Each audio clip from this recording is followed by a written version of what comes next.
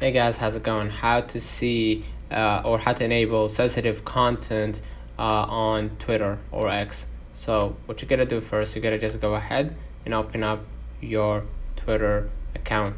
Okay, and what you gotta do next, you gotta just go ahead into opening your profile icon at the top left, and then go ahead and click the settings and support. Move along to the settings and privacy, and here you're gonna see the privacy and safety. Click on it, and here you're gonna see the content you see, and now you can change the topics that you want to follow on on Twitter, right? And you can unfollow the content that you're not interested in, and the same goes for interest. You can just go ahead and block the content that you're not interested in, and the same goes right here for the content. If you want to explore the trends for you, you could just go ahead and color this one green. If you don't, just toggle this one off. So that's another comments to this video helped you. Don't forget to like and subscribe, and thank you for watching.